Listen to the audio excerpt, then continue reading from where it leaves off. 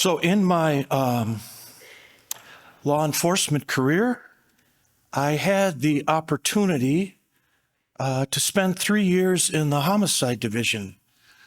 It was rewarding work, in particular where we could walk with people in need and in crisis. Many times it was very challenging, and most times it was full of pressure. Because it was such important work, ongoing training was something that was always needed. One course that many investigators would attend was put on by a man by the name of Vernon Geberth. He had perhaps one of the best courses in the country on death investigation.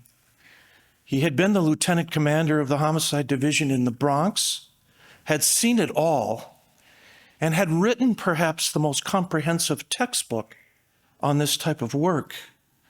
And I'm sure it's still in use today. When you attended the course and you completed it, you kept your textbook, but he also gave you a small plaque. I have it, I still remember it. It was white, about this long, and it had blue lettering. And it read, "Remember, we work for God." I'll never forget that. And for some reason, and I don't know why, this memory just came to me this week. Some investigators would put this plaque on their desks, some by their computers. I don't know how everyone else felt about it, but the simple phrase spoke to me. Remember, we work for God. And to me, that equated to something like this. Don't ever be deterred when you're seeking the truth. Don't be intimidated by those people you have to talk with. And ask the hard questions if you have to. Do not be afraid. Know who you are working for. I think perhaps that's what he thought too. And that's why he would give it to everybody that attended his course. I was thinking this week that perhaps I should put that up in my office, actually. Perhaps all of us here should have that somewhere. Remember who you work for. You see, by our baptism, we all became children of God. We all have a relationship with him, and we share in his very self, his love for us. And we also share in his mission.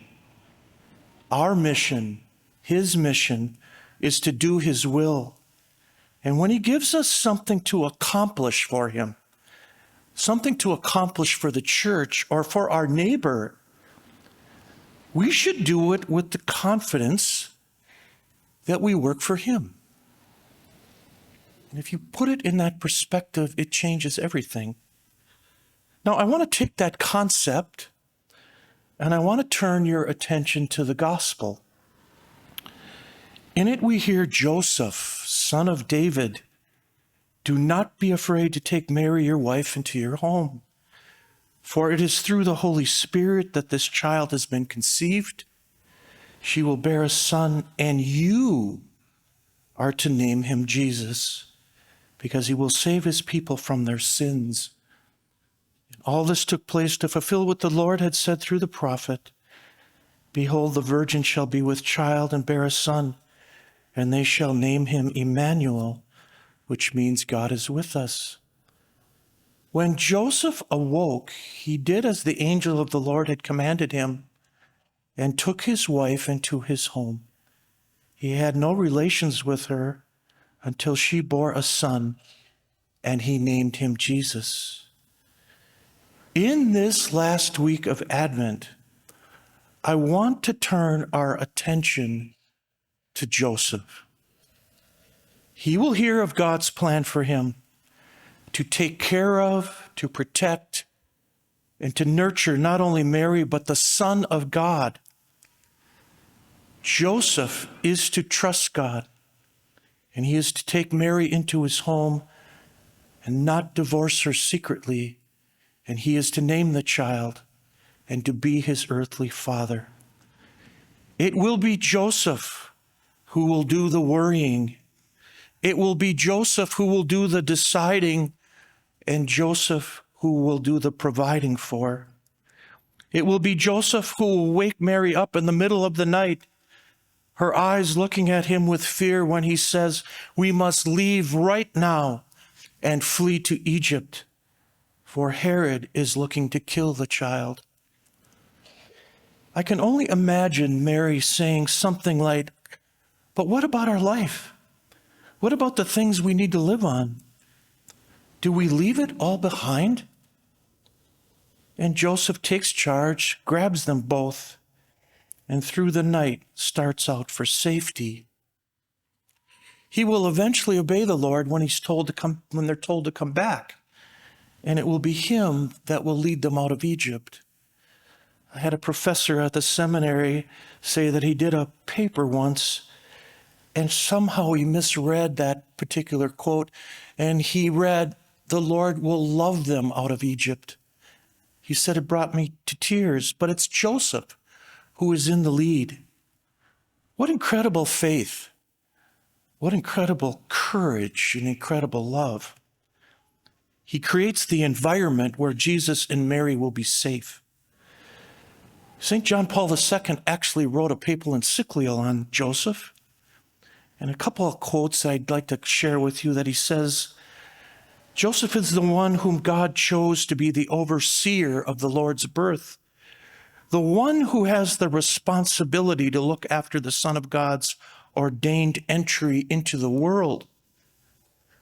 All of the so-called private or hidden life of Jesus is entrusted to Joseph's guardianship. He shared like no other human being except Mary, the mother of the incarnate Word. He shared in it with her. He was involved in the same salvific event. He was the guardian of the same love, through the power of which the eternal Father destined us to be his through Jesus Christ. He," Pope John Paul will say, "was the head and the defender of them both." Joseph will say nothing that we hear him say in the scriptures. He will say nothing when instructed by the angel to take Mary into his home. And this will be his way, the way of Joseph. He will give himself totally to Mary, totally to Jesus. His own life as he knew it or thought it would be will be forever changed.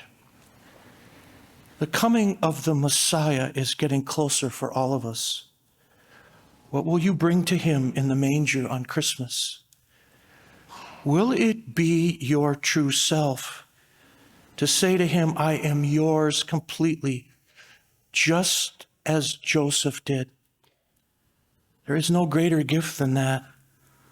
And let us look to Joseph for guidance, his strength, and his faith to be people of the light. Let us look to Joseph and say to ourselves, "Whatever it is, Lord, you give us, whatever it is you want me to be, I know that I work for you."